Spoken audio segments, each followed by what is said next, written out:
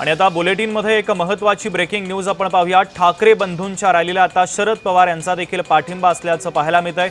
शरद पवारांच्या पक्षाने देखील आता पाठिंबा दिलेला आहे। शरद पवार गटाचे पदाधिकारी कार्यकर्ते देखील या मोर्चामध्ये सहभागी होणार आहे। प्रदेश अध्यक्ष शशिकांत शिंदे यांनी स्वतः या संदर्भात माहिती दिलेली आहे। आताची सगळ्यात महत्त्वाची आणि मोठी ब्रेकिंग न्यूज आपण पाहतोय। ठाकरे बंधूंच्या वतीने जो मोर्चा काढण्यात येणार आहे त्या मोर्चाला आता शरद पवारांच्या राष्ट्रवादीने देखील पाठिंबा दर्शवलेला आहे। शरद पवारांच्या राष्ट्रवादीचे नेते, कार्यकर्ते आणि पदाधिकारी सुद्धा या मोर्चामध्ये सहभागी होणार असल्याची माहिती प्रदेश अध्यक्ष शशिकांत शिंदे यांनी दिलेली आहे। तर ठाकरे बंधूंच्या रॅलीला आता शरद पवारांच्या गटाचाही पाठिंबा आहे।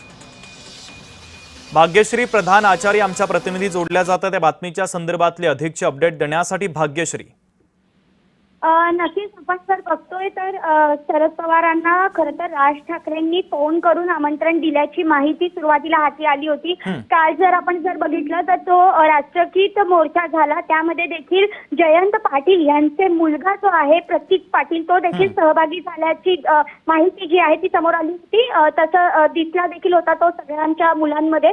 मात्र आज जर आपण बघतोय तर स्वतः शशिकांत शिंदे यांनी आम्ही पाठिंबा देत असल्याचं जाहीर केलेलं आहे। एकंदरीत जर आपण बघितलं तर दिल्लीमध्ये ज्या पद्धतीने जंतर-मंतरवर आंदोलन विद्यार्थ्यांचं सुरू आहे, विद्यार्थ्यांची मागणी जी आहे ती महत्त्वाची एकच मागणी आता खरं तर बाकी आहे, ती म्हणजे धर्मेंद्र प्रधान यांचा राजीनामा।